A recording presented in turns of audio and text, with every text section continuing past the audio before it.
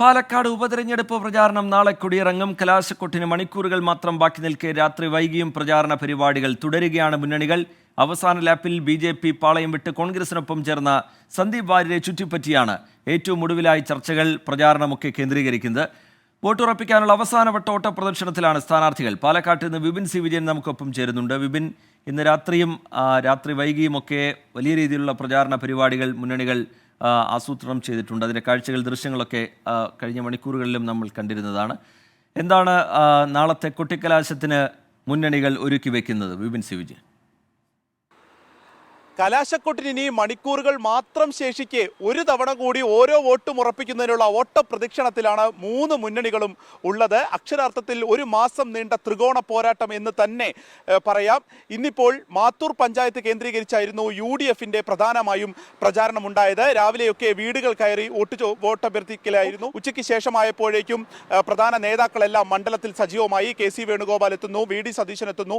അങ്ങനെ ഓരോ സ്ഥലങ്ങൾ കേന്ദ്രീകരിച്ച് അവരുടെ പ്രചാരണ പരിപാടികളും പൊതുസമ്മേളനങ്ങളുമായിരുന്നു ഇന്ന് നടന്നത്. ഇപ്പോൾ കണ്ണാടി പഞ്ചായത്ത് കേന്ദ്രീകരിച്ചായിരുന്നു VD സതീശന്റെ ഇന്നത്തെ പ്രസംഗവും ഉണ്ടായിരുന്നത്. അതിൽ സന്ദീപ് വാര്യർ പങ്കെടുത്തു. ഒപ്പം തന്നെ രമ്യ ഹരിദാസ് ഉൾപ്പെടെയുള്ള നേതാക്കളും ഉണ്ടായിരുന്നു. ഇങ്ങനെ ഓരോ നേതാക്കൾ പല ഭാഗങ്ങളിലായി കേന്ദ്രീകരിച്ചായിരുന്നു UDFന്റെ ഇന്നത്തെ പ്രചാരണം ഉണ്ടായിരുന്നത്. LDFനെ സംബന്ധിച്ച് മുഖ്യമന്ത്രി തന്നെ ക്യാമ്പ് ചെയ്തുകൊണ്ടുള്ള ഒരു പ്രചാരണം എന്നുള്ളതാണ് ഏറ്റവും വലിയ അവരുടെ ഒരു പ്രചാരണ തന്ത്രമായി തന്നെ എടുത്തത്. കാരണം ഇന്നലെയും ഇന്നുമായി 6 സ്ഥലങ്ങളിൽ മുഖ്യമന്ത്രി സംസാരിച്ചു. മുസ്ലിം ലീഗിനെയും കോൺഗ്രസിനെയും BJPയും ഒരുപോലെ കടന്നാക്രമിച്ചുകൊണ്ടായിരുന്നു മുഖ്യമന്ത്രിയുടെ പ്രസംഗം എല്ലാം തന്നെ ഉണ്ടായത്. ഇന്നിപ്പോൾ ഒലവക്കോടും കൊട്ടമേദല ഉൾപ്പെടെയുള്ള സ്ഥലങ്ങളിൽ മുഖ്യമന്ത്രി സംസാരിക്കുകയും ചെയ്തു. ആ ഒരു ആവേശത്തിലാണ് LDF ക്യാമ്പ് പൊതുവെ ഉള്ളത്. ഒപ്പം തന്നെ ഇന്ന് നൈറ്റ് റാലി ഡോക്ടർ P സരിന് വേണ്ടി LDF നടത്തുകയും ചെയ്തു. അത് കോട്ട മൈതാനത്ത് നിന്നാണ് ആ റാലി ആരംഭിക്കുകയും ചെയ്തത്.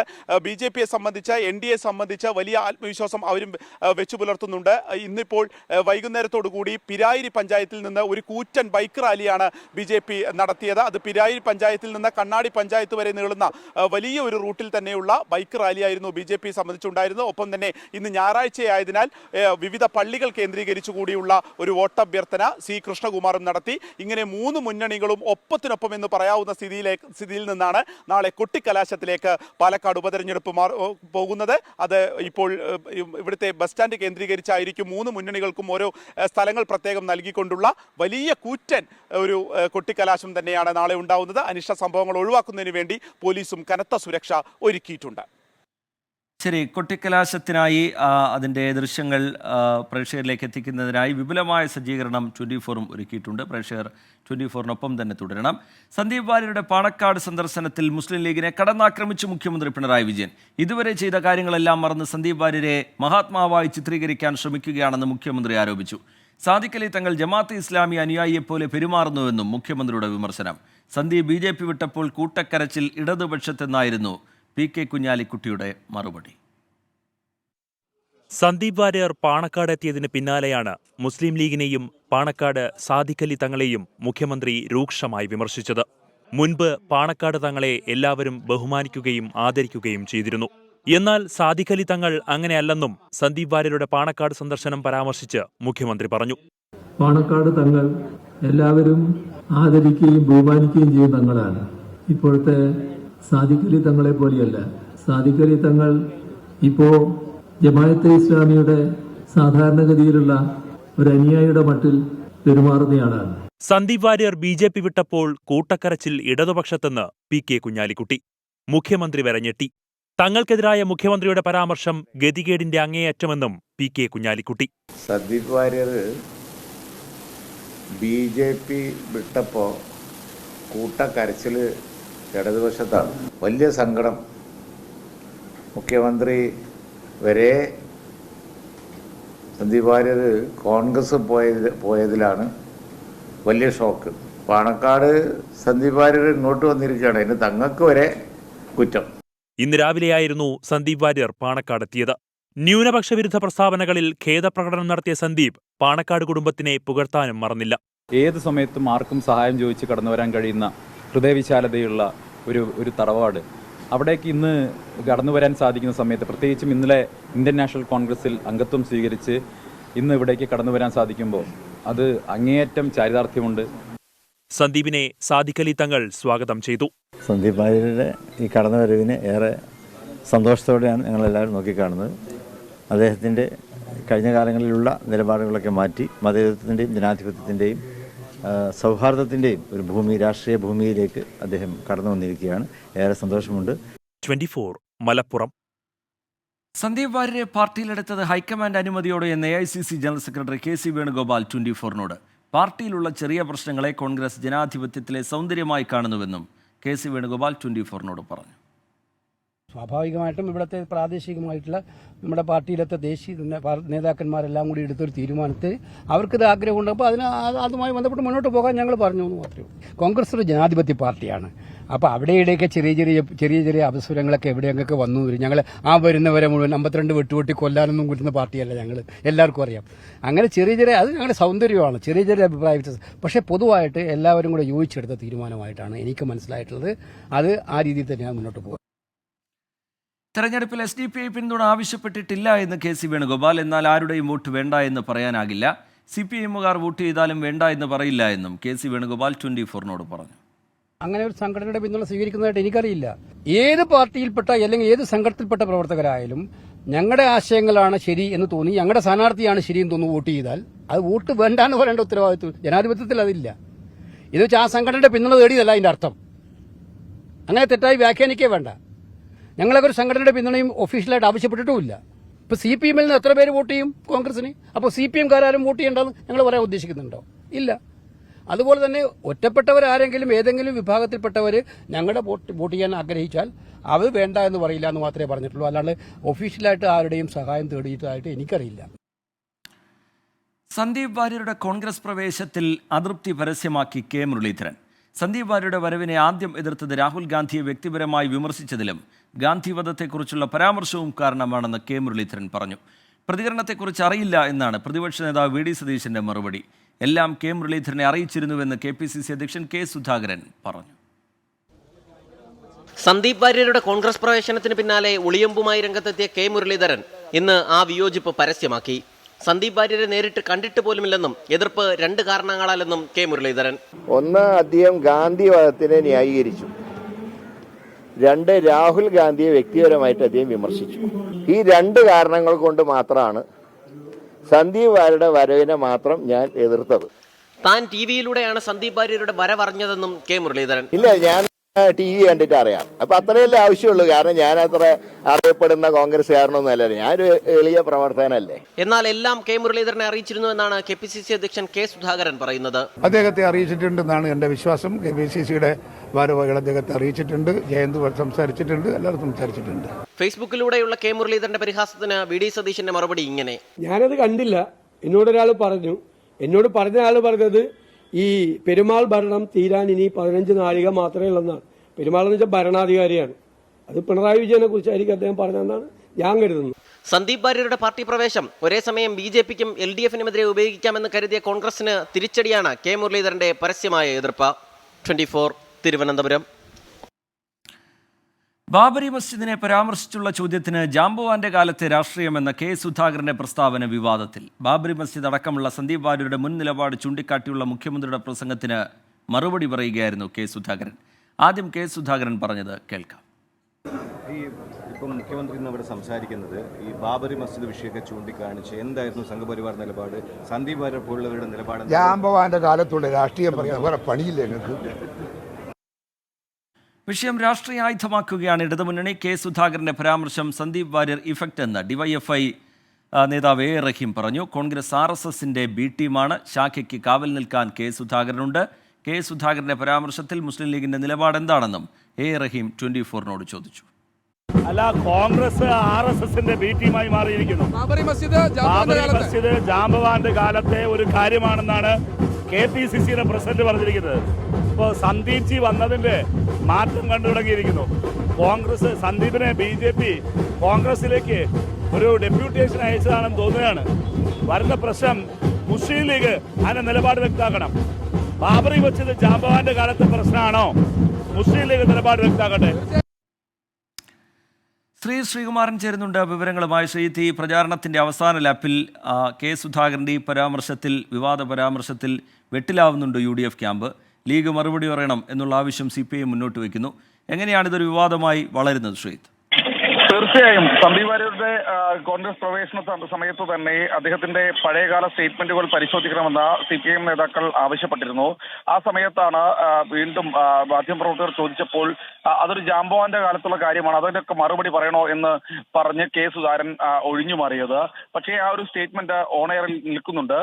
അതാണ് ഏറ്റവും ഒടുവിൽ കോൺഗ്രസിനെ വെട്ടിലാക്കിയിരിക്കുന്നത്. എന്തായാലും ആ ഒരു ഘട്ടത്തിൽ കോൺഗ്രസ് നേതാക്കൾ ആരും തന്നെ കാര്യമായ രീതിയിൽ പ്രതികരിച്ചിരുന്നില്ല. പക്ഷേ ഇപ്പോൾ അത് ഏതാണ്ട് ഒരു വൈറലായിരിക്കുന്നു, സോഷ്യൽ മീഡിയയിലടക്കം അത് ചർച്ചയായിരിക്കുന്നു. ആ സമയത്താണ് CPIM നേതാക്കൾ ഈ വിഷയത്തിൽ നിലപാട് വ്യക്തമാക്കിക്കൊണ്ടിരിക്കുന്നത്.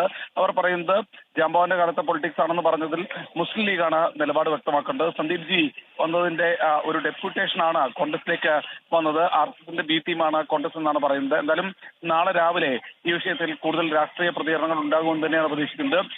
CPIM എന്തായാലും ഈ വിഷയത്തിൽ കൂടുതൽ രാഷ്ട്രീയ പ്രതികരണങ്ങളിലേക്ക് കടക്കാൻ തന്നെയാണ് തീരുമാനിച്ചിരിക്കുന്നത്. ശരി, ശ്രീകുമാരൻ വിവരങ്ങൾ നൽകുകയായിരുന്നു പാലക്കാട്ട് നിന്ന്. ചെറിയൊരു ഇടവേളയിലേക്ക് പോകാനുള്ള സമയമാണ്. ഇടവേളയ്ക്ക് ശേഷം മറ്റു വാർത്തകളിലേക്ക് തിരികെ എത്തും നമ്മൾ. ഇടവേള. 24 റൗണ്ടപ്പിലേക്ക് വീണ്ടും മുറിവുണങ്ങാതെ മണിപ്പൂർ.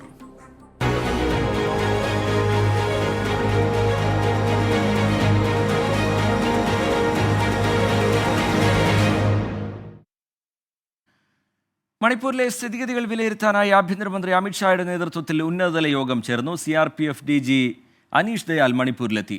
ബിരേൻ സിംഗ് സർക്കാരിനുള്ള പിന്തുണ NPP പിൻവലിച്ചു. പ്രധാനമന്ത്രിക്കെതിരെ വിമർശനവുമായി കോൺഗ്രസ് രംഗത്തെത്തി. മണിപ്പൂരിൽ സമാധാനം പുനഃസ്ഥാപിക്കണമെന്നാവശ്യപ്പെട്ട് ഡൽഹിയിലും ഇന്ന് പ്രതിഷേധമുണ്ടായി. മണിപ്പൂരിൽ സംഘർഷങ്ങൾ തുടരുന്ന പശ്ചാത്തലത്തിൽ തിരഞ്ഞെടുപ്പ് പരിപാടികൾ റദ്ദാക്കി കേന്ദ്ര ആഭ്യന്തരമന്ത്രി അമിത്ഷാ ഡൽഹിയിലെത്തി. ഉന്നത ഉദ്യോഗസ്ഥരുമായി യോഗം ചേർന്നു. മണിപ്പൂരിലെ നിലവിലെ സ്ഥിതി യോഗം വിലയിരുത്തി. നാളെ വീണ്ടും യോഗം ചേരും. കേന്ദ്ര ആഭ്യന്തരമന്ത്രി അമിത്ഷായുടെ നിർദ്ദേശപ്രകാരം CRPF DG Aneesh Dayal മണിപ്പൂരിലെത്തി.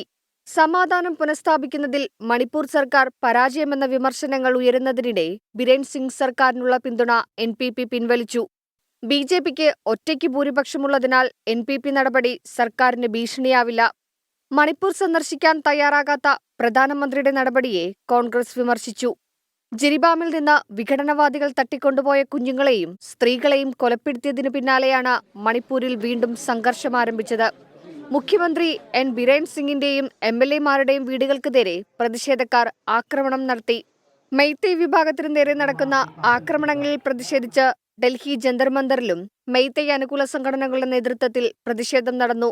Who is responsible for this? The Manipur government as well as the Indian government. हमारा प्राइम मिनिस्टर जी अमित शाह जी क्या कर रहे हैं? सिर्फ हम मैतेई के लिए ही बात नहीं कर रहे. एज ए ह्यूमन के ऊपर इससे भी ह्यूमनिटी नहीं है. സമാധാനം പുനഃസ്ഥാപിക്കണമെന്ന് തന്നെയാണ് പ്രധാന ആവശ്യം. അതിനാവശ്യമായിട്ടുള്ള നടപടികൾ എടുക്കണമെന്നും ഈ വിവിധ സംഘടനകൾ ഇതിനോടകം ആവശ്യപ്പെടുകയാണ്. ഡൽഹിയിലെ ജന്തർ മന്ദറിൽ നിന്ന് ക്യാമറാമാൻ മോഹൻകുമാറിനൊപ്പം Vineetha VG 24. Thiruvananthapuram Kattakada Poozhanad UP school കെട്ടിടം തകർന്നു വീണു. കെട്ടിടം കാലപ്പഴക്കം ചെന്ന് ജീർണാവസ്ഥയിലായിരുന്നു. സ്കൂൾ സമയമല്ലാത്തതിനാൽ വലിയ അപകടം ഒഴിവായി. അജീഷ് ജയകുമാർ ചേരുന്നുണ്ട് വിവരങ്ങളുമായി തിരുവനന്തപുരത്ത് നിന്ന്. അജീഷ്, എന്താണ് ഇതുമായി ബന്ധപ്പെട്ട വിവരങ്ങൾ? നേരത്തെ തന്നെ ഈ കെട്ടിടം ജീർണാവസ്ഥയിലായിരുന്നു എന്ന് പറയുന്നു. അവിടെയായിരുന്നു പഠനം തുടർന്നിരുന്നത്. എന്താണ് വിവരങ്ങൾ അജീഷ്? റീജിത്ത്, ഇന്ന് രാത്രി 8 മണിയോടെയാണ് ഈ സ്കൂൾ കെട്ടിടത്തിന്റെ ഒരു ഭാഗം തകർന്നു വീണത്. തിരുവനന്തപുരം കാട്ടാക്കട പൂഴ്നാട് UP സ്കൂളിലെ കെട്ടിടമാണിത്. ഇന്ന് ഉച്ചയ്ക്ക് ശേഷം ശക്തമായ മഴ ഈ ഭാഗത്തുണ്ടായിരുന്നു. അങ്ങനെ ഈ മഴ പെയ്തതോടെ ഈ നേരത്തെ തന്നെ ജീർണാവസ്ഥയിലായിരുന്ന കെട്ടിടം തകരുന്ന അവസ്ഥയിലേക്ക് എത്തുകയായിരുന്നു. കെട്ടിടം തകർന്നു വീണത് ഇത് സമീപത്ത് ഈ സ്കൂളിനോട് ചേർന്നുള്ള ഒരു വീടിന്റെ ഭാഗത്തേക്കാണ്. ഇവിടെ ഒരു കോഴിക്കൂടും അതേപോലെ തന്നെ ശവക്കല്ലറയും ഉണ്ടായിരുന്നു. ഈ കെട്ടിടം അവശിഷ്ടങ്ങൾ വീണ് ഈ കോഴിക്കൂട്ടിലുണ്ടായിരുന്ന കോഴികൾ മുഴുവനും ചത്ത് വീണ്. സാധാരണ ഈ സ്കൂൾ ഉണ്ടാകുന്ന സമയത്ത് ഇന്റർവെൽ സമയത്തും കുട്ടികൾ കളിക്കുന്ന ഭാഗത്താണ് ഈ സ്കൂൾ കെട്ടിടം തകർന്നു വീണത്. ഞായറാഴ്ച ആയതിനാൽ ആണ് കുട്ടികൾ ഇല്ലാത്തത് കൊണ്ടാണ് വലിയ അപകടം ഒഴിവായത്. നേരത്തെ തന്നെ ഈ സ്കൂളിന്റെ ഈ കെട്ടിടത്തിന്റെ ജീർണാവസ്ഥയെക്കുറിച്ച് അവിടുത്തെ വാർഡ് മെമ്പർ മാനേജരോട് പരാതി പറഞ്ഞിരുന്നു. പക്ഷേ ഒരു നടപടിയും സ്വീകരിച്ചിരുന്നില്ല. ശരി, അജീഷ് ജയകുമാർ വിവരങ്ങൾ നൽകുകയായിരുന്നു. മണ്ണഞ്ചേരിയിൽ മോഷണം നടത്തിയത് എറണാകുളത്ത് നിന്ന് പിടിയിലായ കുറുവാ സംഘാംഗം സന്തോഷ് സെൽവം എന്ന് ആലപ്പുഴ DYSP. പ്രതിയുടെ നെഞ്ചിൽ പച്ചകുത്തിയതാണ് തിരിച്ചറിയാൻ നിർണായകമായത്. സെൽവത്തിനൊപ്പം പിടിയിലായ മണികണ്ഠന്റെയും സന്തോഷിന്റെയും കുടുംബം മണ്ണഞ്ചേരി പോലീസ് സ്റ്റേഷനിലെത്തി നിരപരാധികളാണെന്നും പോലീസ് കുടുക്കിയതാണെന്നും ആരോപിച്ചു.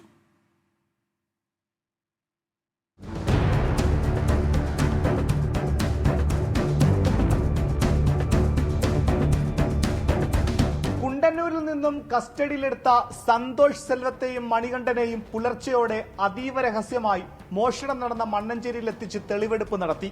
മോഷണം നടത്തിയ അതേ വേഷത്തിലായിരുന്നു സന്തോഷിനെ എത്തിച്ചത്.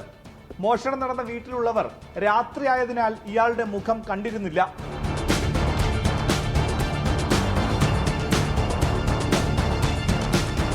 കുറുവ സംഘത്തിൽ 14 പേരാണുള്ളത്. പ്രതിയെ പിടിച്ച കുണ്ടന്നൂരിൽ നിന്നും ചില സ്വർണ്ണ ഉരുപ്പടികൾ കിട്ടി. കഷ്ണങ്ങളാക്കിയ ആഭരണങ്ങളാണ് ലഭിച്ചത്. സന്തോഷിനൊപ്പം കസ്റ്റഡിയിലെടുത്ത മണികണ്ഠന്റെ കാര്യത്തിൽ വ്യക്തത വരാനുണ്ട്. ഈ സന്തോഷ് സെൽവത്തോടൊപ്പം തന്നെ ഇന്നലെ നമ്മൾ പിടികൂടിയ കസ്റ്റഡിയിലെടുത്ത ഒരു മണികണ്ഠൻ, അയാളുടെ കാര്യത്തിൽ നമുക്കിതുവരെ വ്യക്തത വന്നിട്ടില്ല. കാരണം വിഷ്വൽസിൽ കാണുന്ന ഈ രണ്ടാമത്തെ ആൾ മൂടി പുതച്ച ഒരവസ്ഥയിലാണ് വന്നത്. സന്തോഷിന്റെ അറസ്റ്റ് രേഖപ്പെടുത്തി കോടതിയിൽ ഹാജരാക്കിയെങ്കിലും ഉടൻ കസ്റ്റഡി അപേക്ഷ നൽകുമെന്ന് പോലീസ് വ്യക്തമാക്കി. പിടിയിലായ സന്തോഷിന്റെ പേരിൽ കേരളത്തിൽ 8 കേസുകളുണ്ട്. തനിക്ക് ആകെ 30 കേസുകൾ ഉണ്ടെന്നാണ് സന്തോഷ് തന്നെ പോലീസിനോട് പറഞ്ഞത്. പാലായിൽ നടന്ന മോഷണക്കേസിൽ 3 മാസങ്ങൾക്ക് മുൻപാണ് സന്തോഷ് ജയിൽ മോചിതനായത്. 18 കേസുകളുടെ വിവരങ്ങൾ, പൂർണ്ണമായ വിവരങ്ങൾ നമുക്ക് ലഭ്യമായി കഴിഞ്ഞു. അതിനു പുറമെ 8ഓളം കേരളത്തിലെ കേസുകൾ നമുക്ക് അതിന്റെ വിവരങ്ങളും ലഭ്യമായി കഴിഞ്ഞു. ഇനിയും കേസുകളുടെ വിവരങ്ങൾ ലഭ്യമാകേണ്ടിയിരിക്കുന്നു. അയാൾ തന്നെ അവകാശപ്പെടുന്നത് 30ഓളം കേസുകളിലെ പ്രതിയാണ് താനെന്നുള്ളതാണ്. ഇതിനിടെ മണ്ണഞ്ചേരി പോലീസ് സ്റ്റേഷന് മുൻപിൽ നാടകീയ സംഭവങ്ങളും അരങ്ങേറി. പോലീസ് അകാരണമായി പിടിച്ചുകൊണ്ടുപോയി എന്നാണ് ഇരുവരുടെയും കുടുംബത്തിന്റെ ആരോപണം. പോയിട്ടില്ല സാർ, വെറുതെ പിടിച്ചില്ല സാർ, സത്യമാണ് പോയിട്ടില്ല സാർ, പോയിട്ടില്ല, സത്യമാണ് പോയിട്ടില്ല സാർ. ഒപ്പ് തീരുമ്പോ ഇവർ വന്ന് പിടിച്ചു, ഇപ്പൊ പിടിച്ച് ഇവർ കൊണ്ടുവന്നു. ഇന്നലെ സത്യമാണ്, ഒന്നും ചെയ്തില്ല സാർ. ആരോപണങ്ങൾ പോലീസ് തള്ളി. കുറുവ സംഘത്തിലെ മറ്റു പ്രതികൾക്കായി പ്രത്യേക സ്ക്വാഡിന്റെ അന്വേഷണം പുരോഗമിക്കുകയാണ്. 24 ആലപ്പുഴ. ഉന്നതി ഫയൽ കൈമാറ്റ വിവാദത്തിൽ തനിക്കെതിരായ റിപ്പോർട്ട് വ്യാജമെന്ന് എൻ പ്രശാന്ത് IAS. സസ്പെൻഷനിൽ വേദനയില്ല. തനിക്കെതിരെ അന്യായ റിപ്പോർട്ടുണ്ടാക്കിയെന്നും എൻ പ്രശാന്ത് 24നോട് പറഞ്ഞു. 24 ജനകീയ കോടതിയിലായിരുന്നു പ്രതികരണം. ഉന്നതിയുമായി ബന്ധപ്പെട്ട ഫയലുകൾ താൻ കൈമാറിയതിന് തെളിവുണ്ട്. സ്ക്രീൻഷോട്ട് പുറത്തു വന്നതിൽ തനിക്ക് പങ്കില്ലെന്നും എൻ പ്രശാന്ത്. വളരെ ഭംഗിയായിട്ട് ആ സ്ഥാപനം ഓടിച്ച് ഞാൻ അവിടെ നിന്ന് പടിയിറങ്ങിയാണ്. 1 വർഷമായി. അതിനുശേഷം അവിടെ നിന്ന് എന്തോ ഡോക്യുമെന്റ് കാണാനില്ല എന്ന് പറഞ്ഞൊരു വ്യാജമായി കുക്കപ്പ് ചെയ്യുക. അതാരാണ്? ആ വകുപ്പിൽ ഇപ്പം ഇല്ലാത്ത ആൾക്കാരാണ്. പക്ഷേ ചെയ്ത് കഴിയുമ്പോൾ ഉള്ളൊരു വിഷയം എന്ന് പറഞ്ഞാൽ പബ്ലിക് ഡൊമൈനിൽ ഇടുകയാണ്. ഇട്ട് നമ്മളെ ഒരു you get humiliated publicly. A. ജയതിലകുമായി വ്യക്തിവിരോധമില്ല. ഫയലുകളെക്കുറിച്ച് വ്യാജ റിപ്പോർട്ട് നൽകിയതിനാലാണ് താൻ ഇടപെട്ടത്. സർക്കാർ ഫയലുകളിൽ കൃത്രിമം കാണിക്കുന്നത് അനുവദിക്കാനാവില്ല. ചെയ്യാൻ പാടില്ലാത്ത, അതിര് വിടാൻ പാടില്ലാത്ത ചില കാര്യങ്ങളുണ്ട് എന്നാണ് എൻ്റെ ഫേസ്ബുക്ക് പോസ്റ്റ് അല്ല എൻ്റെ അഭിപ്രായത്തിൽ അതിരുവിടുന്നത്. അതിരുവിടുന്നതെന്ന് പറഞ്ഞാൽ പക അല്ലെങ്കിൽ വിദ്വേഷം, ഒരാളെ ശരിപ്പെടുത്തണം എന്നൊക്കെ തീരുമാനിച്ച് ഏത് അറ്റം വരെയും പോവുക, സർക്കാർ ഫയലുകൾ പോലും മാറ്റുക, കൃത്രിമം നടത്തുക, അതൊന്നും ആക്സെപ്റ്റബിൾ അല്ല. കീഴുദ്യോഗസ്ഥരുടെ മേലെ കുതിര കയറുന്ന ഒരുപാട് ഉദ്യോഗസ്ഥരുണ്ട്. താൻ ആ വിഭാഗത്തിൽ പെടില്ല. കൃത്യമായി ജോലിയെടുത്താണ് മുന്നോട്ടു പോകുന്നത്. സാമൂഹിക മാധ്യമത്തിൽ മുൻമന്ത്രി ജെ മേഴ്സിക്കുട്ടിയമ്മയ്ക്കെതിരായ കമന്റ് വേണ്ടായിരുന്നുവെന്ന് ഇപ്പോൾ തോന്നുന്നുവെന്നും എൻ പ്രശാന്ത് പറഞ്ഞു. News desk 24. സസ്പെൻഷനിലുള്ള എൻ പ്രശാന്ത് IASനെ അനുകൂലിച്ച് കാംകോ ജീവനക്കാർ. കാംകോ MD-ആയി എൻ പ്രശാന്തിനെ പുനർനിയമിക്കണമെന്നാവശ്യപ്പെട്ട് മുഖ്യമന്ത്രിക്ക് ജീവനക്കാർ നിവേദനം നൽകി. 468 ജീവനക്കാരാണ് പ്രശാന്തിനെ പിന്തുണച്ചുള്ള നിവേദനത്തിൽ ഒപ്പിട്ടത്. സസ്പെൻഷനിലായിരിക്കുന്ന കൃഷിവകുപ്പ് സ്പെഷ്യൽ സെക്രട്ടറി എൻ പ്രശാന്തിനായി കാംകോ ജീവനക്കാർ ഒറ്റക്കെട്ട്. കേരള അഗ്രോ മിഷനറി കോർപ്പറേഷൻ എന്ന കാംകോയുടെ MD-ആയി 2.5 മാസം മുൻപാണ് എൻ പ്രശാന്തിനെ നിയമിച്ചത്. സസ്പെൻഷൻ കഴിഞ്ഞ് തിരികെ എത്തുമ്പോൾ ഇതേ സ്ഥാനം വീണ്ടും നൽകണമെന്നാണ് ആവശ്യമുന്നയിച്ച് 468 പേർ ഒപ്പിട്ട കൂട്ടപ്പരാതി മുഖ്യമന്ത്രിക്ക് അയച്ചു. വകുപ്പിലെ വലിയ വിഭാഗം ജീവനക്കാരുടെയും പിന്തുണ എൻ പ്രശാന്തിനുണ്ട്. CITU ഉൾപ്പെടെയുള്ള സംഘടനകളും എൻ പ്രശാന്തിനെ അനുകൂലിച്ച് രംഗത്തെത്തിയിരുന്നു. കോവിഡ് മൂലം പ്രതിസന്ധിയിലായ കാംകോയെ രക്ഷിച്ചത് ചുരുങ്ങിയ കാലം കൊണ്ടുള്ള എൻ പ്രശാന്തിന്റെ ഇടപെടൽ എന്നാണ് ജീവനക്കാരുടെ പക്ഷം. വകുപ്പിന്റെ ഉയർച്ചയ്ക്കായി ദീർഘവീക്ഷണത്തോടെ എൻ പ്രശാന്ത് തുടങ്ങിവെച്ച പദ്ധതികൾ പാതി വഴിയിലെന്ന് കത്തിൽ പറയുന്നു. കാംകോയുടെ സംസ്ഥാനത്തെ വിവിധ ഓഫീസുകൾക്ക് മുൻപിൽ എൻ പ്രശാന്തിനെ അനുകൂലിച്ച് നേരത്തെ പോസ്റ്ററുകളും ഫ്ലക്സ് ബോർഡുകളും പ്രത്യക്ഷപ്പെട്ടിരുന്നു. Additional chief secretary doctor A. ജയതിലകുമായി ഉണ്ടായ തർക്കമാണ് എൻ പ്രശാന്തിന്റെ സസ്പെൻഷനിലേക്ക് വഴിവെച്ചത്. ഫയലുകൾ കാണുന്നതിലും നോട്ട് രേഖപ്പെടുത്തുന്നതിലും എൻ പ്രശാന്തിനെ വിലക്കി A. ജയതിലക് പുറപ്പെടുവിച്ച ഉത്തരവും പുറത്തു വന്നിരുന്നു. ഇതിനു പിന്നാലെയാണ് ജീവനക്കാരുടെ കത്ത് എന്നതും ശ്രദ്ധേയം. 24 തിരുവനന്തപുരം. സൗദി അറേബ്യയിൽ ജയിലിൽ കഴിയുന്ന കോഴിക്കോട് ഫറൂഖ് സ്വദേശി അബ്ദുൾ റഹീമിന്റെ മോചനം വൈകും. കേസ് ഡിസംബർ 8 കോടതി പരിഗണിക്കും. മോചനം വൈകുന്നതിൽ സങ്കടമെന്ന് അബ്ദുൾ റഹീമിന്റെ ഉമ്മ ഫാത്തിമ പറഞ്ഞു. മോചന ഉത്തരവ് പ്രതീക്ഷിച്ചിരുന്ന അബ്ദുൾ റഹീമിന്റെ കുടുംബത്തിന് വേദനയായി കോടതി നടപടികൾ നീളുകയാണ്. കണ്ണീരോടെയുള്ള കാത്തിരിപ്പിലാണ് റഹീമിന്റെ ഉമ്മ. ഇവിടുന്ന് ഇപ്പം ഒന്ന് വരും കഴിച്ചിടാവെന്ന് പറഞ്ഞിട്ടല്ലേ നമ്മളോട് പോകുന്നത്. ഇനി നീട്ടിക്കൊണ്ടു പോകണില്ല. എന്തെങ്ങനെ നീട്ടുന്ന കാക്കൊന്നും ഇതോനെ ഇപ്പം ചോദിച്ചു നോക്കൂടെ. ഒന്നും ഇവിടെ ഇത്രയും പെട്ടെന്നൊന്ന് കഴിച്ചിലാക്കി തരാൻ പറ്റും. ഞാനവിടെ നിൽക്കട്ടെ, അതിൻ്റെ ജോലി നിങ്ങളും കൂടെ നിങ്ങളെ മോനെ അവിടെ എത്തും, നിങ്ങൾ മുന്നിലെത്തും എന്നൊക്കെ പറഞ്ഞാൽ ഞാൻ പോകുന്നത്. ഇങ്ങനെ എത്ര കാലമായിട്ട് പിന്നെ അവിടെ ഇട്ട് ഇങ്ങനെ കത്തും. ഉത്തരവ് വൈകുന്നത് എന്തുകൊണ്ടെന്നറിയില്ലെന്നും വധശിക്ഷ റദ്ദാക്കി 6 മാസത്തോളമായിട്ടും മോചനം നീളുന്നത് സഹിക്കാൻ കഴിയുന്നില്ലെന്നും സഹോദരൻ നസീർ. നല്ലൊരു പ്രതീക്ഷ തന്നെയായിരുന്നു. നമ്മളവിടെ റഹീമിനെ കണ്ടു, എംബസിയിലൊക്കെ പോയി സംസാരിച്ചു. എംബസി ഉദ്യോഗസ്ഥരൊക്കെ എന്താ പറയുക, നല്ലൊരു നമ്മൾ സ്വീകരണം ഒക്കെ നല്ലതായിരുന്നു. പക്ഷേ ഇങ്ങനെ ഒരു വാർത്ത വന്നത് നമുക്ക് ഉൾക്കൊള്ളാൻ കഴിയുന്നില്ല. 2 ആഴ്ച മാറ്റിവെച്ചു എന്ന് പറഞ്ഞത്. ഫാത്തിമയും നസീറും സൗദി ജയിലിലെത്തി അബ്ദുൾ റഹീമിനെ സന്ദർശിച്ചിരുന്നു. ഇന്ന് പുലർച്ചെയാണ് ഇവർ വീട്ടിൽ തിരിച്ചെത്തിയത്. സൗദി ബാലൻ കൊല്ലപ്പെട്ട കേസിൽ 18 വർഷമായി ജയിലിൽ കഴിയുകയാണ് അബ്ദുൾ റഹീം. 24 കോഴിക്കോട്. കോഴിക്കോട് ചേവായൂർ സർവീസ് സഹകരണ ബാങ്ക് തിരഞ്ഞെടുപ്പ് സംഘർഷത്തിന്റെ പശ്ചാത്തലത്തിൽ സഹകരണ രംഗത്തെ സർക്കാരിനുള്ള പിന്തുണ പിൻവലിക്കുന്നതായി പ്രതിപക്ഷ നേതാവ് വി.ഡി. സതീശൻ. സംഘർഷത്തെ തുടർന്ന് കോഴിക്കോട് കോൺഗ്രസ് പ്രഖ്യാപിച്ച ഹർത്താൽ പൂർണ്ണം. പലയിടത്തും സംഘർഷമുണ്ടായി. പ്രകടനമായെത്തിയ പ്രവർത്തകർ ബലമായി കടകൾ അടപ്പിച്ചു. നിരത്തിലിറങ്ങിയ ബസ്സുകളും ഹർത്താൽ അനുകൂലികൾ തടഞ്ഞു. ഇന്നലെ നടന്ന കോഴിക്കോട് ചേവായൂർ സർവീസ് സഹകരണ ബാങ്ക് തിരഞ്ഞെടുപ്പ് കള്ളവോട്ട് ചെയ്ത് അട്ടിമറിച്ചെന്നാണ് കോൺഗ്രസിന്റെ ആരോപണം. ഈ പശ്ചാത്തലത്തിലാണ് സഹകരണ രംഗത്ത് സർക്കാരിനുള്ള പിന്തുണ പിൻവലിക്കാൻ കോൺഗ്രസ് തീരുമാനിച്ചത്. സഹകരണ ജനാധിപത്യത്തെ സർക്കാർ കശാപ്പ് ചെയ്യുകയാണെന്ന് പ്രതിപക്ഷ നേതാവ് വി.ഡി. സതീശൻ കുറ്റപ്പെടുത്തി. ചേവായൂരിൽ ഇന്നലെ നടന്നത് സഹകരണ ജനാധിപത്യത്തിന്റെ കൊലപാതകമാണ്. അതിന് മുഖ്യമന്ത്രിയും സഹകരണ മന്ത്രിയും കൂട്ടുനിന്നു. സർക്കാരിനും വേണ്ടാത്ത സഹകരണ ജനാധിപത്യവും സഹകരണ ബാങ്കും ഞങ്ങൾക്കെന്തിനാ? ചേവായൂരിൽ ജനങ്ങൾ നൽകിയത് കെ സുധാകരന്റെ കൊലവിളി പ്രസംഗത്തിനുള്ള മറുപടിയെന്ന് മന്ത്രി വി എൻ വാസവൻ. ബഹുമാനായ KPCC പ്രസിഡന്റ് അവിടെ വന്നൊരു കൊലവിളി നടത്തി. അങ്ങനെ പോകുന്നവരെല്ലാം തിരിച്ച് കൈകാര്യം ചെയ്യുമെന്നും വെട്ടിക്കളയുമെന്നും ഒരുപക്ഷെ അവരുടെ ജീവൻ തന്നെ നഷ്ടപ്പെടുമെന്ന രൂപത്തിലാണ് അദ്ദേഹത്തിന്റെ കൊലവിളി പ്രസംഗം വന്നത്. അവിടുത്തെ സഹകാരികളും ബഹുജന സമൂഹവും ഉണർന്നിരുന്നിട്ട് ആ കൊലവിളിക്കെതിരായ ഒരു വികാരം പ്രകടിപ്പിക്കുന്ന രൂപത്തിലേക്ക് വന്നപ്പോൾ കോൺഗ്രസ് നിലം പരിശായി. തിരഞ്ഞെടുപ്പുമായി ബന്ധപ്പെട്ടുണ്ടായ സംഘർഷത്തിൽ പ്രതിഷേധിച്ച് കോൺഗ്രസ് പ്രഖ്യാപിച്ച ഹർത്താൽ ജില്ലയിൽ പൂർണ്ണം. നഗരത്തിൽ പലയിടത്തും സമരാനുകൂലികൾ നിർബന്ധിച്ച് കടകളടപ്പിച്ചു. കടയുടമകൾ എതിർത്തതോടെ സംഘർഷാവസ്ഥയുണ്ടായി. മുക്കത്ത് സമരാനുകൂലികൾ ബസ്സുകൾ തടഞ്ഞു. മാവൂർ റോഡിൽ യൂത്ത് കോൺഗ്രസ് പ്രതിഷേധ മാർച്ചിനിടെ പ്രവർത്തകർ പോലീസുമായി ഏറ്റുമുട്ടി. വ്യാപാരി വ്യവസായി ഏകോപന സമിതി ഹർത്താലിനോട് സഹകരിക്കില്ലെന്ന നിലപാടെടുത്തെങ്കിലും കോൺഗ്രസ് പ്രവർത്തകർ കടകളടപ്പിച്ചു. 24 കോഴിക്കോട്. ഡൽഹിയിലെ അന്താരാഷ്ട്ര വ്യാപാര മേളയിൽ ശ്രദ്ധേയമായി കേരള പവലിയൻ. തിരമാല എന്ന പ്രമേയത്തിലാണ് കേരള പവലിയൻ ഒരുക്കിയിരിക്കുന്നത്. ഈ മാസം 27 വരെയാണ് മേള.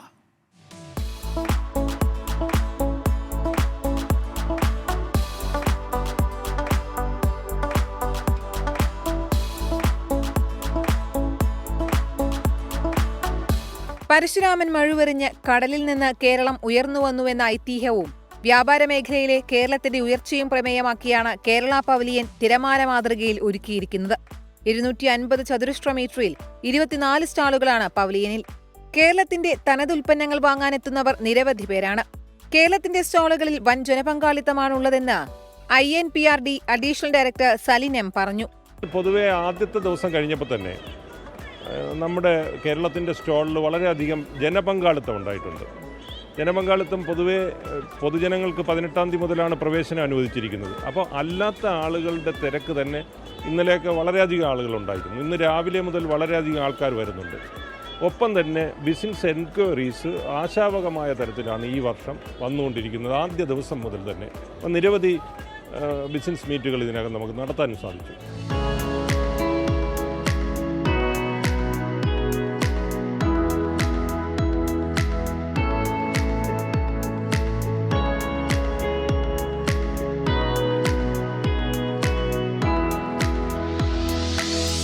കേരളത്തിന്റെ ഉൽപ്പന്നങ്ങളിൽ സംതൃപ്തരായാണ് ഓരോരുത്തരും മടങ്ങുന്നത്. It's very good. Many people are there, so it seems like yes, the products are very good because the purchasing power is very high in this stall. The coffee, I have smelled the coffee. It's very good. The nice attempt.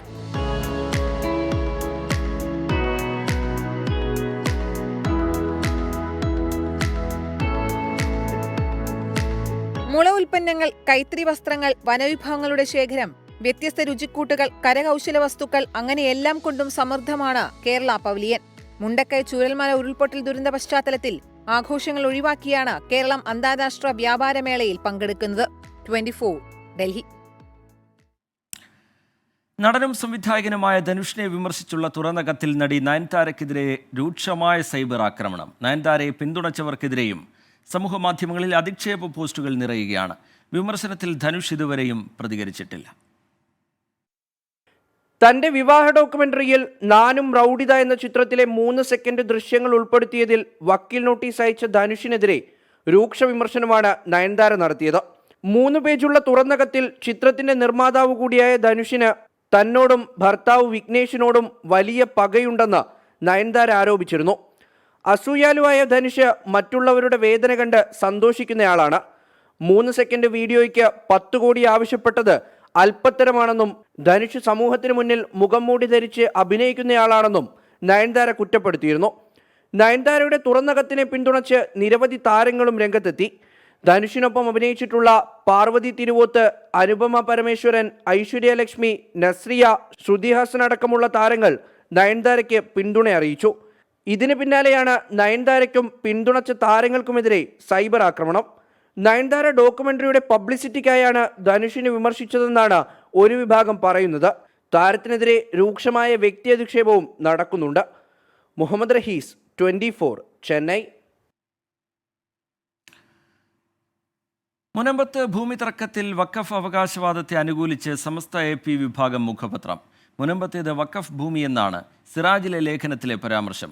വഖഫ് ഭൂമി വിൽപ്പന നടത്തിയത് criminal ഗൂഢാലോചനയാണെന്നും മുസ്ലിം coordination കമ്മിറ്റിയുടെ നീക്കങ്ങളെ സംശയത്തോടെ കാണുന്നുവെന്നും ലേഖനത്തിൽ വിമർശിക്കുന്നു.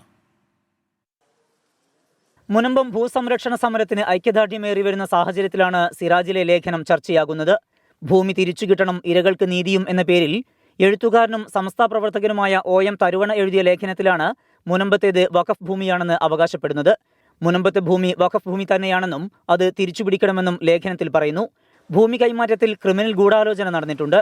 മുനമ്പത്തെയും തലപ്പുഴയിലെയും ചാവക്കാട്ടെയും അനധികൃത കച്ചവടത്തിൽ പലർക്കും പങ്കുണ്ട് എന്ന് വിമർശിക്കുന്ന ലേഖനം പ്രതിഷേധക്കാർക്ക് അനുകൂല നിലപാടെടുത്ത മുസ്ലിം കോർഡിനേഷൻ കമ്മിറ്റിയെ നിശിതമായി വിമർശിക്കുന്നു. മുസ്ലിം കോർഡിനേഷൻ കമ്മിറ്റിയുടെ ഈ തീരുമാനത്തിന് പിന്നിലുള്ളത് സത്യം പുറത്തുവരും എന്ന ഭയമാണെന്നാണ് കുറ്റപ്പെടുത്തൽ.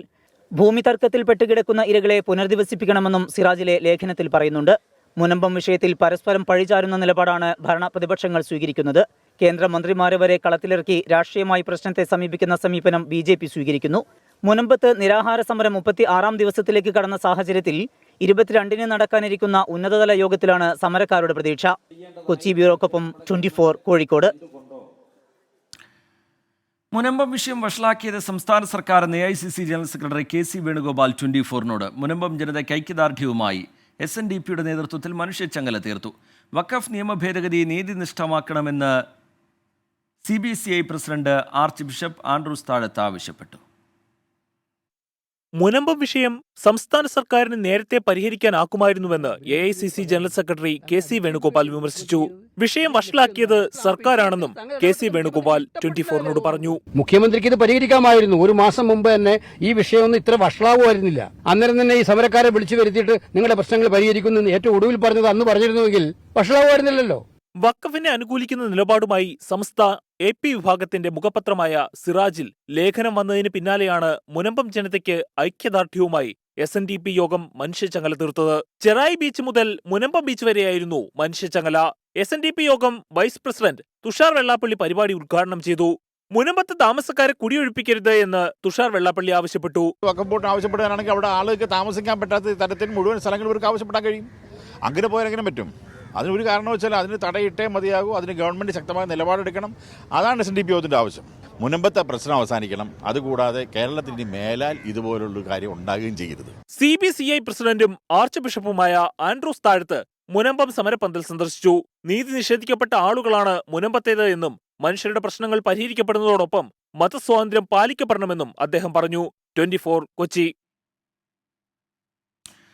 സീപ്ലെയിൻ പദ്ധതി താൽക്കാലികമായി നിർത്തിവെക്കണമെന്ന് മത്സ്യത്തൊഴിലാളി കോർഡിനേഷൻ കമ്മിറ്റി. മത്സ്യത്തൊഴിലാളികളുടെ ആശങ്ക പരിഹരിക്കണമെന്നും മുഖ്യമന്ത്രിക്ക് കത്ത് നൽകുമെന്നും പി ചിത്തരഞ്ജൻ MLA പറഞ്ഞു. 24 എക്സ്ക്ലൂസീവ്.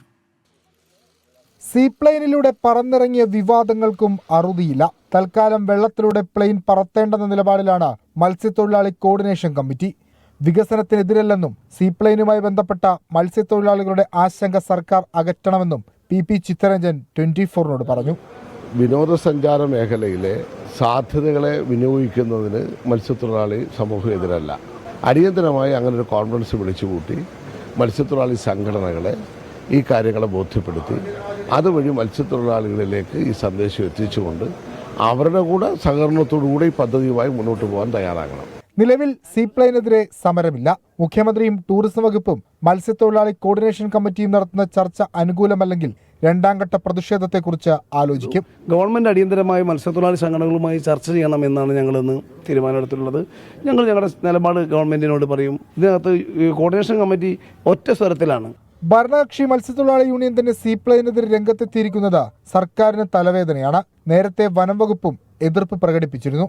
ചർച്ച ചെയ്ത പ്രശ്നങ്ങൾക്ക് പരിഹാരം കാണാതെ സീപ്ലെയിനുമായുള്ള ടൂറിസം വകുപ്പിന്റെ മുന്നോട്ട് പോക്ക് സർക്കാരിന് തിരിച്ചടിയുണ്ടാക്കാൻ സാധ്യതയുണ്ട്. വിഷ്ണു സുരേഷ്, 24. ശബരിമല സന്നിധാനത്തേക്ക് തീർത്ഥാടക പ്രവാഹം. നവംബർ മാസത്തെ വെർച്വൽ ബുക്കിംഗ് സ്ലോട്ടുകളെല്ലാം നിറഞ്ഞു കഴിഞ്ഞു. ഇതുവരെ 1.25 ലക്ഷത്തിലധികം തീർത്ഥാടകരാണ് ദർശനം നടത്തിയത്. കഴിഞ്ഞ മണ്ഡലകാലങ്ങളിൽ വൃശ്ചികം 12-ന് ശേഷമാണ് തിരക്കേറിയിരുന്നതെങ്കിൽ ഇക്കുറി ഓൺലൈൻ ബുക്കിംഗ് കൂടുതൽ കടുപ്പിച്ചതോടെ ആദ്യ ദിവസം മുതൽ 70,000 സ്ലോട്ടുകളും നിറഞ്ഞു. ഇന്നലെ 70,000 പേർ ബുക്ക് ചെയ്തതിൽ 66,795 പേർ ദർശനത്തിനെത്തി. 10,000 സ്പോട്ട് ബുക്കിംഗ് ഉണ്ടെങ്കിലും ഇന്നലെ 3,117 പേരെ എത്തിയുള്ളൂ. പരമ്പരാഗത പാതകളായ പുല്ലുമേട്, കരിമല വഴിയും തീർത്ഥാടകർ എത്തിത്തുടങ്ങി. അവിടെ ഉണ്ടായിട്ടുള്ള ആധുനിക സംവിധാനങ്ങൾ പ്രയോജനപ്പെടുത്തി പോലീസിന്റെ മികച്ച സേവനം ഉറപ്പാക്കിയപ്പോഴാണ് ഒരു മിനിറ്റിൽ 85 പേർക്ക് കയറാം എന്ന സാഹചര്യം ഉണ്ടായത്. കൂടുതൽ തീർത്ഥാടകരെ വെർച്വൽ ക്യൂവിൽ കൊണ്ടുവരാനും അതുപോലെ തന്നെ തീർത്ഥാടനത്തിന് സൗകര്യം ഒരുക്കുന്നതായി മാറിക്കഴിഞ്ഞിട്ടുണ്ട് എന്നുള്ളതാണ് ആദ്യഘട്ടത്തിൽ തന്നെ കണ്ട കാര്യം. തീർത്ഥാടകർ 18-ാം പടി ചവിട്ടുന്നത് വേഗത്തിലാക്കിയാണ് ക്രമീകരണങ്ങൾ മുന്നോട്ട് പോകുന്നത്. ഒരു മിനിറ്റിൽ 65 മുതൽ 75 തീർത്ഥാടകരാണ് 18-ാം പടി ചവിട്ടുന്നത്. 18-ാം പടിയിൽ ജോലിക്ക് നിയോഗിച്ച പോലീസുകാരുടെ ഒരു ഷിഫ്റ്റ് 15 മിനിറ്റായി കുറച്ചതും ഗുണകരമായി. തിരക്ക് നിയന്ത്രിക്കാൻ തീർത്ഥാടകർ കൂടി സഹകരിക്കണമെന്ന് തിരുവിതാംകൂർ ദേവസ്വം ബോർഡ് അഭ്യർത്ഥിച്ചു. 24 സന്നിധാനം. ഡൽഹി മന്ത്രി കൈലാഷ് ഗെഹ്ലോട്ട് ആം ആദ്മി പാർട്ടി വിട്ടു. അരവിന്ദ് കെജ്രിവാളിന് നൽകിയ കത്തിലാണ് രാജിപ്രഖ്യാപനം. പാർട്ടി ജനങ്ങളിൽ നിന്ന് അകന്നുവെന്ന് കത്തിൽ വിമർശനം. രാജി BJPയുടെ ഗൂഢാലോചനയെന്ന് ആം ആദ്മി പാർട്ടി. അതിനിടയിൽ BJP മുൻ MLA ആം ആദ്മിയിൽ ചേർന്നു. ഡൽഹിയിൽ നിയമസഭാ തെരഞ്ഞെടുപ്പ് വരാനിരിക്കെയാണ് ആം ആദ്മി പാർട്ടി സ്ഥാപക നേതാക്കളിൽ ഒരാളായ കൈലാഷ് ഗെഹ്ലോട്ട് പാർട്ടി വിട്ടത്.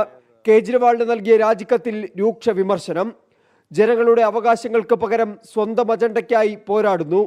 യമുന ശുചീകരണമടക്കമുള്ള വാഗ്ദാനങ്ങൾ പാലിച്ചില്ല. കേന്ദ്രവുമായുള്ള പോരാട്ടം മാത്രം തുടർന്നാൽ പുരോഗതി ഉണ്ടാകില്ലെന്നും കത്തിൽ വിമർശനം. ഗെഹ്ലോട്ടിന്റെ രാജി ഡൽഹി മുഖ്യമന്ത്രി അതിഷി സ്വീകരിച്ചു. കൈലാഷ് ഗെഹ്ലോട്ട് EDയുടെയും IT യുടെയും നിരവധി കേസുകൾ നേരിടുന്നുണ്ടെന്നും BJPയിൽ ചേരുക അല്ലാതെ അദ്ദേഹത്തിന് മറ്റു മാർഗമില്ലെന്നും ആം ആദ്മി പാർട്ടി കുറ്റപ്പെടുത്തി. കൈലാഷ് ഗെഹ്ലോട്ടിന്റെ രാജിയിൽ അരവിന്ദ് കെജ്രിവാൾ പ്രതികരിച്ചില്ല. നജഫ്ഗഡിൽ നിന്നും തെരഞ്ഞെടുക്കപ്പെട്ട കൈലാഷ് ഗെഹ്ലോട്ട് ഗതാഗതം, നിയമം, IT, ആഭ്യന്തരം എന്നീ സുപ്രധാന വകുപ്പുകളാണ് കൈകാര്യം ചെയ്തിരുന്നത്. ഗെഹ്ലോട്ട് BJPയിൽ ചേരുമെന്നും സൂചനകളുണ്ട്. അതിനിടയിൽ BJP മുൻ MLA അനിൽ ജാ ആം ആദ്മി പാർട്ടിയിൽ ചേർന്നു. ഡൽഹിയിലെ ആം ആദ്മി പാർട്ടിയുടെ ജാട്ട് മുഖമായിരുന്നു കൈലാഷ് ഗെഹ്ലോട്ട്. ഡൽഹിയിൽ നിയമസഭാ തെരഞ്ഞെടുപ്പ് വരാനിരിക്കെ കൈലാഷ് ഗെഹ്ലോട്ടിന്റെ പടിയിറക്കം ആം ആദ്മി പാർട്ടിക്കേറ്റ ഏറ്റവും വലിയ പ്രഹരമാണ്. R. അച്യുതൻ, 24 ഡൽഹി. ഉത്തർപ്രദേശിലെ ഝാൻസി മെഡിക്കൽ കോളേജ് തീപിടുത്തത്തിൽ പൊള്ളലേറ്റ ഒരു കുട്ടി കൂടി മരിച്ചു. അപകടത്തിന് കാരണം സ്വിച്ച് ബോർഡിൽ ഉണ്ടായ ഷോർട്ട് സർക്യൂട്ട് എന്നാണ് റിപ്പോർട്ട്. അടിയന്തര അന്വേഷണ സമിതിയുടെ റിപ്പോർട്ടിലാണ് ഇക്കാര്യമുള്ളത്. സംഭവത്തിൽ ഗൂഢാലോചനയോ അനാസ്ഥയോ ഉണ്ടായിട്ടില്ല എന്ന് റിപ്പോർട്ടിൽ പറയുന്നു. ഒരു കുഞ്ഞുകൂടി മരിച്ചതോടെ അപകടത്തിൽ ജീവൻ നഷ്ടപ്പെട്ട കുരുന്നുകളുടെ എണ്ണം 11ആയി. ചികിത്സയിലുള്ള മറ്റ് 15 പേരും സുരക്ഷിതരെന്ന് അധികൃതർ അറിയിച്ചു.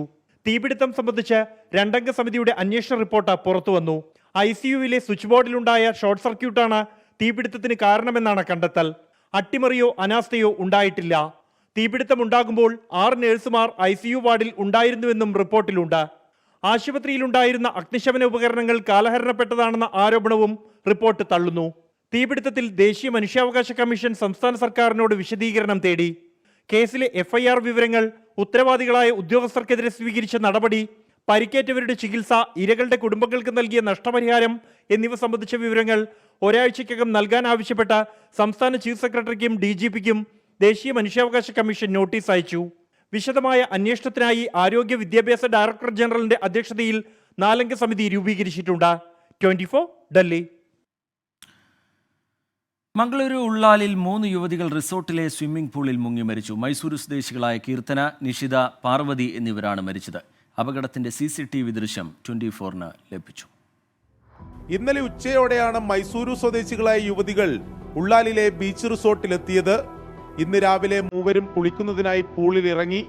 സ്വിമ്മിംഗ് പൂളിന്റെ ഒരു വശത്ത് 6 അടിയോളം ആഴമുണ്ടായിരുന്നു. ഇതറിയാതെ ഒരു യുവതി ആഴത്തിൽ അകപ്പെട്ടു. സുഹൃത്തിനെ രക്ഷപ്പെടുത്താനുള്ള ശ്രമത്തിനിടെയാണ് മറ്റ് 2 പേർ കൂടി അപകടത്തിൽപ്പെട്ടത്.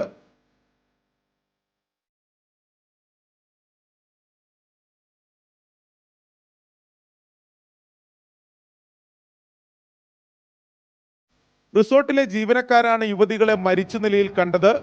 തുടർന്ന് പോലീസ് എത്തി ഇൻക്വസ്റ്റ് നടപടികൾ പൂർത്തീകരിച്ചു. മൃതദേഹം പോസ്റ്റ്മോർട്ടത്തിനായി മംഗളൂരുവിലെ ആശുപത്രിയിലേക്ക് മാറ്റി. 24 മംഗളൂരു. തെലങ്കർക്കെതിരായ അധിക്ഷേപ പരാമർശത്തിൽ നടി കസ്തൂരിയെ റിമാൻഡ് ചെയ്തു. ചെന്നൈ എഗ്മോർ കോടതിയാണ് 12 ദിവസത്തേക്ക് റിമാൻഡ് ചെയ്തത്. രാഷ്ട്രീയ അരാജകത്വം അവസാനിക്കണമെന്നും നീതി പുലരണമെന്നും കസ്തൂരി പറഞ്ഞു.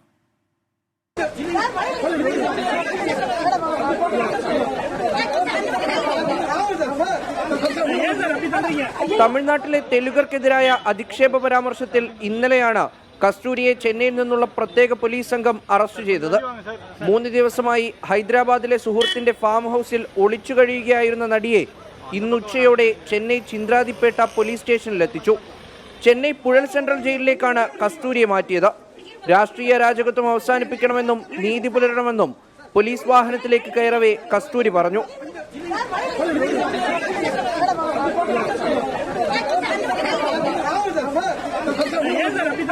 ഹിന്ദു മക്കൾ കക്ഷിയുടെ പരിപാടിയിലാണ് തെലുഗർക്കെതിരായി കസ്തൂരി അധിക്ഷേപ പ്രസംഗം നടത്തിയത്.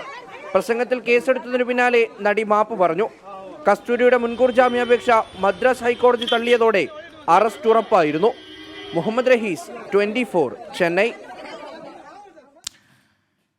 നൈജീരിയയുടെ പരമോന്നത പുരസ്കാരമായ grand commander of the order of Niger പ്രധാനമന്ത്രി നരേന്ദ്രമോദി ഏറ്റുവാങ്ങി. പുരസ്കാരം ലഭിക്കുന്ന നൈജീരിയക്കാരനല്ലാത്ത 2ാമത്തെ വ്യക്തിയാണ് പ്രധാനമന്ത്രി നരേന്ദ്രമോദി. എലിസബത്ത് രാജ്ഞിക്കാണ് മുമ്പ് പുരസ്കാരം കിട്ടിയിട്ടുള്ളത്.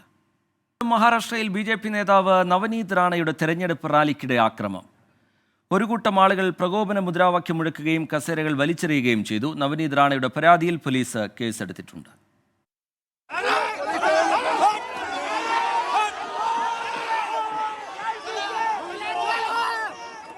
അമരാവതിയിലെ ഖല്ലാറിൽ ഇന്നലെ രാത്രി 10 മണിയോടെയാണ് സംഭവം. ഈ പ്രദേശം ഉൾപ്പെടുന്ന ദരിയാപൂർ മണ്ഡലത്തിലെ BJP സ്ഥാനാർത്ഥിക്കായി പ്രചാരണത്തിനെത്തിയതായിരുന്നു നവനീത് റാണ. പ്രസംഗം തുടങ്ങിയതിന് പിന്നാലെ സദസ്സിൽ നിന്നും പ്രകോപന മുദ്രാവാക്യം വിളിയുണ്ടായി. തുടർന്ന് വേദിക്ക് താഴെ എത്തിയ നവനീത് റാണ പ്രതിഷേധക്കാരോട് പിരിഞ്ഞുപോകാൻ ആവശ്യപ്പെട്ടു. തുടർന്നാണ് കസേരയേറുണ്ടായത്. നവനീത് റാണയ്ക്കൊപ്പമുണ്ടായിരുന്നവരും പ്രതിഷേധക്കാരും നേർക്കുനേർ ഏറ്റുമുട്ടി. പോലീസ് ഏറെ പണിപ്പെട്ടാണ് സംഘർഷം നിയന്ത്രിച്ചത്. പിന്നാലെ ഖല്ലാറിലെ പോലീസ് സ്റ്റേഷനിലെത്തിയ നവനീത് റാണ പരാതി നൽകി. അഭ്യൂഹങ്ങൾ പ്രചരിപ്പിക്കരുതെന്നും അക്രമികളെയെല്ലാം പിടികൂടുമെന്നും പോലീസ് പറഞ്ഞു. 2019 അമരാവതിയിൽ നിന്നും സ്വതന്ത്രയായി ലോക്സഭയിലേക്ക് തിരഞ്ഞെടുക്കപ്പെട്ട നേതാവാണ് നവനീത് റാണ.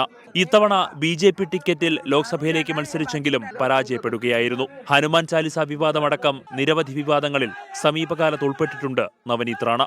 മലയാളം അടക്കമുള്ള ഭാഷകളിലെ ചലച്ചിത്രങ്ങളിൽ അഭിനയിച്ച ശേഷമാണ് രാഷ്ട്രീയത്തിലേക്ക് ഇറങ്ങിയത്. 24 മുംബൈ. മധുര എയർപോർട്ട് വികസനവുമായി ബന്ധപ്പെട്ട് ഭൂമി ഏറ്റെടുക്കുന്നതിൽ പ്രതിഷേധവുമായി നാട്ടുകാർ. വാട്ടർ ടാങ്കിന് മുകളിൽ കയറിയും ശരീരത്ത് പെട്രോൾ ഒഴിച്ചും പ്രദേശവാസികൾ ആത്മഹത്യാ ഭീഷണി മുഴക്കി. സമരക്കാരുടെ ആവശ്യം പരിഗണിക്കാമെന്ന മധുര സൗത്ത് തഹസിൽദാരുടെ ഉറപ്പിനെ തുടർന്ന് പ്രതിഷേധം താൽക്കാലികമായി അവസാനിപ്പിച്ചു.